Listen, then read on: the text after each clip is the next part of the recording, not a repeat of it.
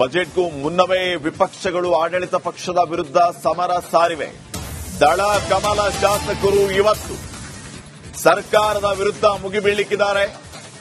ರಾಜ್ಯದಲ್ಲಿ ಈ ರೀತಿಯ ಪರಿಸ್ಥಿತಿ ಇದೆ. ಖಜಾನೆ ಖಾಲಿ ಖಾಲಿ.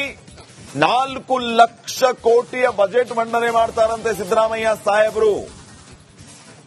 ಹೇಗೆ ಅಂತ ಬಿಜೆಪಿ ಪ್ರಶ್ನೆ ಮಾಡ್ತಾ ಇದೆ. ಅನುದಾನ ನೀಡುವಲ್ಲೂ ಕೂಡ ಸರ್ಕಾರ ವಿಫಲವಾಗಿದೆ. ಸರ್ಕಾರದ ಶೂನ್ಯ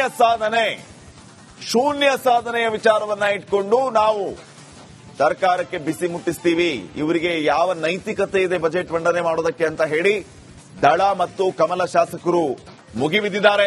ಇವತ್ತು ಸರಿಯಾಗಿ 9 ಗಂಟೆಗೆ ವಿಧಾನಸೌಧದ ಗಾಂಧಿ ಪ್ರತಿಮೆಯ ಎದುರುಗಡೆ ಪ್ರತಿಭಟನೆಯನ್ನ ಕೂಡ ಮಾಡಲಿಕ್ಕಿದ್ದಾರೆ.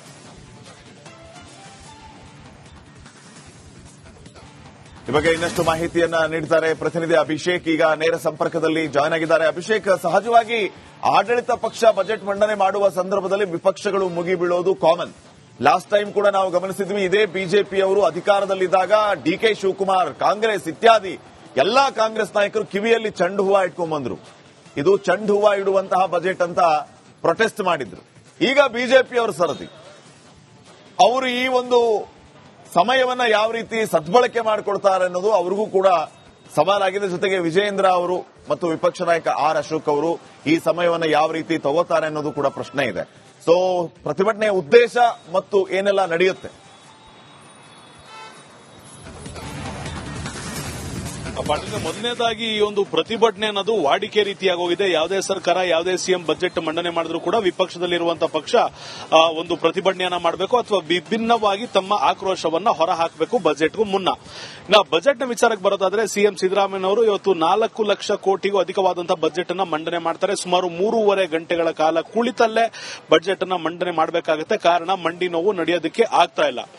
ಒಂದಿಷ್ಟು ಸದಸ್ಯರ ಸೂಚನೆಯ ಮೇರೆಗೆ ಇವರು ಶಾಸ್ತ್ರವನ್ನ ನಮ್ಮದೇ ಇದ್ರು ಕೂಡ ರಾಹುಕಾಲಕ್ಕೆ ಮೊದಲೇ ಅಂದ್ರೆ 10:30 ಬದಲಾಗಿ 10:15ಕ್ಕೆ ಬಜೆಟ್ ಮಂಡನೆಯನ್ನು ಆರಂಭ ಮಾಡ್ತಾರೆ. ಅದಕ್ಕೂ ಮೊದಲು ಸಚಿವ ಸಂಪುಟ ಸಭೆಯನ್ನ ಕೊನೆಯ ಹಂತದಲ್ಲಿ ಕರೆಯಲಾಗಿರುವಂತದ್ದು.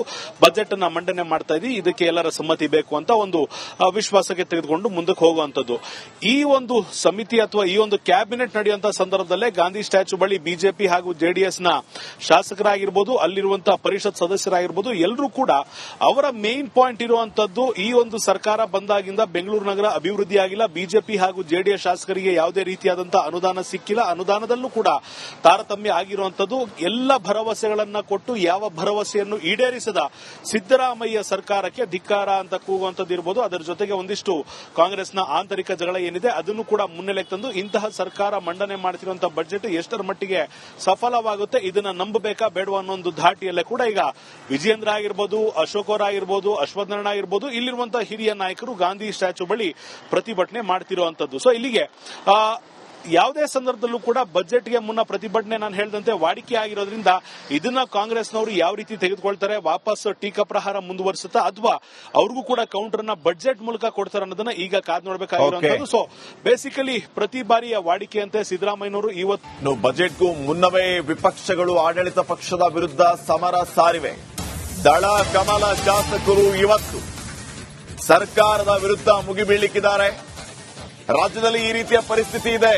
ಖಜಾನೆ ಖಾಲಿ ಖಾಲಿ. 4 ಲಕ್ಷ ಕೋಟಿಯ ಬಜೆಟ್ ಮಂಡನೆ ಮಾಡ್ತಾರಂತೆ ಸಿದ್ದರಾಮಯ್ಯ ಸಾಹೇಬರು.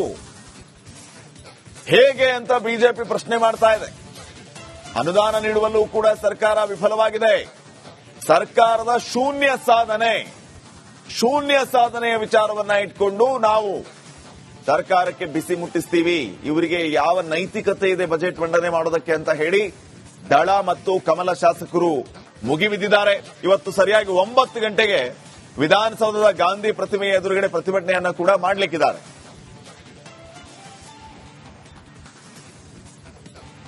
ಈ ಬಗ್ಗೆ ಇನ್ನಷ್ಟು ಮಾಹಿತಿಯನ್ನ ನೀಡುತ್ತಾರೆ ಪ್ರತಿನಿಧಿ ಅಭಿಷೇಕ್. ಈಗ ನೇರ ಸಂಪರ್ಕದಲ್ಲಿ ಜಾಯ್ನ್ ಆಗಿದ್ದಾರೆ. ಅಭಿಷೇಕ್, ಸಹಜವಾಗಿ ಆಡಳಿತ ಪಕ್ಷ ಬಜೆಟ್ ಮಂಡನೆ ಮಾಡುವ ಸಂದರ್ಭದಲ್ಲಿ ವಿಪಕ್ಷಗಳು ಮುಗಿಬೀಳೋದು ಕಾಮನ್.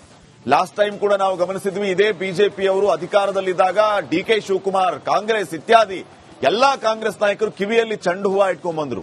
ಇದು ಚೆಂಡು ಹೂವ ಇಡುವಂತಹ ಬಜೆಟ್ ಅಂತ ಪ್ರೊಟೆಸ್ಟ್ ಮಾಡಿದ್ರು. ಈಗ ಬಿಜೆಪಿಯವರು ಸರದಿ. ಅವರು ಈ ಒಂದು ಸಮಯವನ್ನ ಯಾವ ರೀತಿ ಸದ್ಬಳಕೆ ಮಾಡಿಕೊಳ್ತಾರೆ ಅನ್ನೋದು ಅವ್ರಿಗೂ ಕೂಡ ಸವಾಲಾಗಿದೆ. ಜೊತೆಗೆ ವಿಜಯೇಂದ್ರ ಅವರು ಮತ್ತು ವಿಪಕ್ಷ ನಾಯಕ ಆರ್ ಅಶೋಕ್ ಅವರು ಈ ಸಮಯವನ್ನು ಯಾವ ರೀತಿ ತಗೋತಾರೆ ಅನ್ನೋದು ಕೂಡ ಪ್ರಶ್ನೆ ಇದೆ. ಸೊ ಪ್ರತಿಭಟನೆಯ ಉದ್ದೇಶ ಮತ್ತು ಏನೆಲ್ಲ ನಡೆಯುತ್ತೆ. ಪಾಟೀಲ್, ಮೊದಲನೇದಾಗಿ ಈ ಒಂದು ಪ್ರತಿಭಟನೆ ಅನ್ನೋದು ವಾಡಿಕೆ ರೀತಿಯಾಗೋಗಿದೆ. ಯಾವುದೇ ಸರ್ಕಾರ, ಯಾವುದೇ ಸಿಎಂ ಬಜೆಟ್ ಮಂಡನೆ ಮಾಡಿದ್ರು ಕೂಡ ವಿಪಕ್ಷದಲ್ಲಿರುವಂತಹ ಪಕ್ಷ ಒಂದು ಪ್ರತಿಭಟನೆಯನ್ನ ಮಾಡಬೇಕು ಅಥವಾ ವಿಭಿನ್ನವಾಗಿ ತಮ್ಮ ಆಕ್ರೋಶವನ್ನ ಹೊರ ಹಾಕಬೇಕು ಬಜೆಟ್ಗೂ ಮುನ್ನ. ಇನ್ನು ಬಜೆಟ್ನ ವಿಚಾರಕ್ಕೆ ಬರೋದಾದ್ರೆ ಸಿಎಂ ಸಿದ್ದರಾಮಯ್ಯನವರು ಇವತ್ತು 4 ಲಕ್ಷ ಕೋಟಿಗೂ ಅಧಿಕವಾದಂತಹ ಬಜೆಟ್ ಅನ್ನ ಮಂಡನೆ ಮಾಡ್ತಾರೆ. ಸುಮಾರು 3.5 ಗಂಟೆಗಳ ಕಾಲ ಕುಳಿತಲ್ಲೇ ಬಜೆಟ್ ಅನ್ನ ಮಂಡನೆ ಮಾಡಬೇಕಾಗುತ್ತೆ. ಕಾರಣ ಮಂಡಿ ನೋವು ನಡೆಯೋದಕ್ಕೆ ಆಗ್ತಾ ಇಲ್ಲ. ಒಂದಿಷ್ಟು ಸದಸ್ಯರ ಸೂಚನೆಯ ಮೇರೆಗೆ ಇವರು ಶಾಸ್ತ್ರವನ್ನ ನಮ್ಮದೇ ಇದ್ರು ಕೂಡ ರಾಹುಕಾಲಕ್ಕೆ ಮೊದಲೇ ಅಂದ್ರೆ 10:30 ಬದಲಾಗಿ 10:15ಕ್ಕೆ ಬಜೆಟ್ ಮಂಡನೆಯನ್ನು ಆರಂಭ ಮಾಡ್ತಾರೆ. ಅದಕ್ಕೂ ಮೊದಲು ಸಚಿವ ಸಂಪುಟ ಸಭೆಯನ್ನ ಕೊನೆಯ ಹಂತದಲ್ಲಿ ಕರೆಯಲಾಗಿರುವಂತದ್ದು. ಬಜೆಟ್ ಅನ್ನ ಮಂಡನೆ ಮಾಡ್ತಾ ಇದ್ದೀವಿ, ಇದಕ್ಕೆ ಎಲ್ಲರ ಸಮ್ಮತಿ ಬೇಕು ಅಂತ ಒಂದು ವಿಶ್ವಾಸಕ್ಕೆ ತೆಗೆದುಕೊಂಡು ಮುಂದಕ್ಕೆ ಹೋಗುವಂತದ್ದು. ಈ ಒಂದು ಸಮಿತಿ ಅಥವಾ ಈ ಒಂದು ಕ್ಯಾಬಿನೆಟ್ ನಡೆಯುವಂತಹ ಸಂದರ್ಭದಲ್ಲೇ ಗಾಂಧಿ ಸ್ಟ್ಯಾಚ್ಯೂ ಬಳಿ ಬಿಜೆಪಿ ಹಾಗೂ ಜೆಡಿಎಸ್ನ ಶಾಸಕರಾಗಿರ್ಬೋದು, ಅಲ್ಲಿರುವಂತಹ ಪರಿಷತ್ ಸದಸ್ಯರಾಗಿರ್ಬೋದು, ಎಲ್ಲರೂ ಕೂಡ ಅವರ ಮೇನ್ ಪಾಯಿಂಟ್ ಇರುವಂತದ್ದು ಈ ಒಂದು ಸರ್ಕಾರ ಬಂದಾಗಿಂದ ಬೆಂಗಳೂರು ನಗರ ಅಭಿವೃದ್ಧಿ ಆಗಿಲ್ಲ. ಬಿಜೆಪಿ ಹಾಗೂ ಜೆಡಿಎಸ್ ಶಾಸಕರಿಗೆ ಯಾವುದೇ ರೀತಿಯಾದಂತಹ ಅನುದಾನ ಸಿಕ್ಕಿಲ್ಲ. ಅನುದಾನದಲ್ಲೂ ಕೂಡ ತಾರತಮ್ಯ ಆಗಿರುವಂತದ್ದು. ಎಲ್ಲ ಭರವಸೆಗಳನ್ನ ಕೊಟ್ಟು ಯಾವ ಭರವಸೆಯನ್ನು ಈಡೇರಿಸದ ಸಿದ್ದರಾಮಯ್ಯ ಸರ್ಕಾರಕ್ಕೆ ಧಿಕ್ಕಾರ ಅಂತ ಕೂಗುವಂತದ್ದು ಇರಬಹುದು. ಅದರ ಜೊತೆಗೆ ಒಂದಿಷ್ಟು ಕಾಂಗ್ರೆಸ್ನ ಆಂತರಿಕ ಜಗಳ ಏನಿದೆ ಅದನ್ನು ಕೂಡ ಮುನ್ನೆಲೆಗೆ ತಂದು ಇಂತಹ ಸರ್ಕಾರ ಮಂಡನೆ ಮಾಡ್ತಿರುವಂತಹ ಬಜೆಟ್ ಎಷ್ಟರ ಮಟ್ಟಿಗೆ ಸಫಲವಾಗುತ್ತೆ, ಇದನ್ನ ನಂಬಬೇಕಾ ಬೇಡವಾ ಅನ್ನೋ ಒಂದು ಧಾಟಿಯಲ್ಲೇ ಕೂಡ ಈಗ ವಿಜಯೇಂದ್ರ ಆಗಿರ್ಬೋದು, ಅಶೋಕ್ ಅವರ ಆಗಿರ್ಬೋದು, ಅಶ್ವಥ್ ನಾರಾಯಣ ಆಗಿರ್ಬೋದು, ಇಲ್ಲಿರುವಂತಹ ಹಿರಿಯ ನಾಯಕರು ಗಾಂಧಿ ಸ್ಟ್ಯಾಚ್ಯೂ ಬಳಿ ಪ್ರತಿಭಟನೆ ಮಾಡ್ತಿರುವಂತದ್ದು. ಸೊ ಇಲ್ಲಿಗೆ ಯಾವುದೇ ಸಂದರ್ಭದಲ್ಲೂ ಕೂಡ ಬಜೆಟ್ಗೆ ಮುನ್ನ ಪ್ರತಿಭಟನೆ ನಾನು ಹೇಳಿದಂತೆ ವಾಡಿಕೆ ಆಗಿರೋದ್ರಿಂದ ಇದನ್ನ ಕಾಂಗ್ರೆಸ್ನವರು ಯಾವ ರೀತಿ ತೆಗೆದುಕೊಳ್ತಾರೆ, ವಾಪಸ್ ಟೀಕಾ ಪ್ರಹಾರ ಮುಂದುವರಿಸುತ್ತಾ ಅಥವಾ ಅವ್ರಿಗೂ ಕೂಡ ಕೌಂಟರ್ ನ ಬಜೆಟ್ ಮೂಲಕ ಕೊಡ್ತಾರೆ ಅನ್ನೋದನ್ನ ಈಗ ಕಾದ್ ನೋಡಬೇಕಾಗಿರುವಂತದ್ದು. ಸೊ ಬೇಸಿಕಲಿ ಪ್ರತಿ ಬಾರಿಯ ವಾಡಿಕೆಯಂತೆ ಸಿದ್ದರಾಮಯ್ಯನವರು ಇವತ್ತು ಬಜೆಟ್ಗೂ ಮುನ್ನವೇ ವಿಪಕ್ಷಗಳು ಆಡಳಿತ ಪಕ್ಷದ ವಿರುದ್ಧ ಸಮರ ಸಾರಿವೆ. ದಳ ಕಮಲ ಶಾಸಕರು ಇವತ್ತು ಸರ್ಕಾರದ ವಿರುದ್ಧ ಮುಗಿಬೀಳಲಿಕ್ಕಿದ್ದಾರೆ. ರಾಜ್ಯದಲ್ಲಿ ಈ ರೀತಿಯ ಪರಿಸ್ಥಿತಿ ಇದೆ. ಖಜಾನೆ ಖಾಲಿ ಖಾಲಿ. 4 ಲಕ್ಷ ಕೋಟಿಯ ಬಜೆಟ್ ಮಂಡನೆ ಮಾಡ್ತಾರಂತೆ ಸಿದ್ದರಾಮಯ್ಯ ಸಾಹೇಬರು. ಹೇಗೆ ಅಂತ ಬಿಜೆಪಿ ಪ್ರಶ್ನೆ ಮಾಡ್ತಾ ಇದೆ. ಅನುದಾನ ನೀಡುವಲ್ಲೂ ಕೂಡ ಸರ್ಕಾರ ವಿಫಲವಾಗಿದೆ. ಸರ್ಕಾರದ ಶೂನ್ಯ ಸಾಧನೆಯ ವಿಚಾರವನ್ನ ಇಟ್ಕೊಂಡು ನಾವು ಸರ್ಕಾರಕ್ಕೆ ಬಿಸಿ ಮುಟ್ಟಿಸ್ತೀವಿ, ಇವರಿಗೆ ಯಾವ ನೈತಿಕತೆ ಇದೆ ಬಜೆಟ್ ಮಂಡನೆ ಮಾಡೋದಕ್ಕೆ ಅಂತ ಹೇಳಿ ದಳ ಮತ್ತು ಕಮಲ ಶಾಸಕರು ಮುಗಿಬಿದ್ದಿದ್ದಾರೆ. ಇವತ್ತು ಸರಿಯಾಗಿ 9 ಗಂಟೆಗೆ ವಿಧಾನಸೌಧದ ಗಾಂಧಿ ಪ್ರತಿಮೆಯ ಎದುರುಗಡೆ ಪ್ರತಿಭಟನೆಯನ್ನ ಕೂಡ ಮಾಡಲಿಕ್ಕಿದ್ದಾರೆ.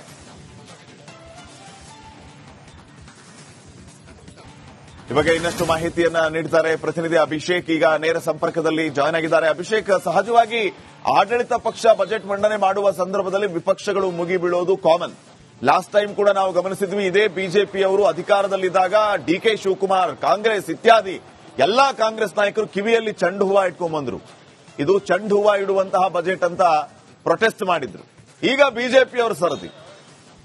ಅವರು ಈ ಒಂದು ಸಮಯವನ್ನ ಯಾವ ರೀತಿ ಸದ್ಬಳಕೆ ಮಾಡಿಕೊಡ್ತಾರೆ ಅನ್ನೋದು ಅವ್ರಿಗೂ ಕೂಡ ಸವಾಲಾಗಿದೆ. ಜೊತೆಗೆ ವಿಜಯೇಂದ್ರ ಅವರು ಮತ್ತು ವಿಪಕ್ಷ ನಾಯಕ ಆರ್ ಅಶೋಕ್ ಅವರು ಈ ಸಮಯವನ್ನ ಯಾವ ರೀತಿ ತಗೋತಾರೆ ಅನ್ನೋದು ಕೂಡ ಪ್ರಶ್ನೆ ಇದೆ. ಸೊ ಪ್ರತಿಭಟನೆಯ ಉದ್ದೇಶ ಮತ್ತು ಏನೆಲ್ಲ ನಡೆಯುತ್ತೆ. ಪಾಟೀಲ್, ಮೊದಲನೇದಾಗಿ ಈ ಒಂದು ಪ್ರತಿಭಟನೆ ಅನ್ನೋದು ವಾಡಿಕೆ ರೀತಿಯಾಗೋಗಿದೆ. ಯಾವುದೇ ಸರ್ಕಾರ, ಯಾವುದೇ ಸಿಎಂ ಬಜೆಟ್ ಮಂಡನೆ ಮಾಡಿದ್ರು ಕೂಡ ವಿಪಕ್ಷದಲ್ಲಿರುವಂತಹ ಪಕ್ಷ ಒಂದು ಪ್ರತಿಭಟನೆಯನ್ನ ಮಾಡಬೇಕು ಅಥವಾ ವಿಭಿನ್ನವಾಗಿ ತಮ್ಮ ಆಕ್ರೋಶವನ್ನ ಹೊರ ಹಾಕಬೇಕು ಬಜೆಟ್ಗೂ ಮುನ್ನ.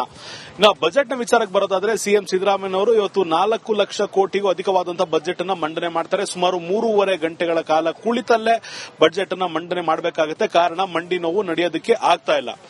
ಒಂದಿಷ್ಟು ಸದಸ್ಯರ ಸೂಚನೆಯ ಮೇರೆಗೆ ಇವರು ಶಾಸ್ತ್ರವನ್ನ ನಮ್ಮದೇ ಇದ್ರು ಕೂಡ ರಾಹುಕಾಲಕ್ಕೆ ಮೊದಲೇ ಅಂದ್ರೆ 10:30 ಬದಲಾಗಿ 10:15ಕ್ಕೆ ಬಜೆಟ್ ಮಂಡನೆಯನ್ನು ಆರಂಭ ಮಾಡ್ತಾರೆ. ಅದಕ್ಕೂ ಮೊದಲು ಸಚಿವ ಸಂಪುಟ ಸಭೆಯನ್ನ ಕೊನೆಯ ಹಂತದಲ್ಲಿ ಕರೆಯಲಾಗಿರುವಂತದ್ದು. ಬಜೆಟ್ ಅನ್ನ ಮಂಡನೆ ಮಾಡ್ತಾ ಇದ್ದೀವಿ, ಇದಕ್ಕೆ ಎಲ್ಲರ ಸಮ್ಮತಿ ಬೇಕು ಅಂತ ಒಂದು ವಿಶ್ವಾಸಕ್ಕೆ ತೆಗೆದುಕೊಂಡು ಮುಂದಕ್ಕೆ ಹೋಗುವಂತದ್ದು.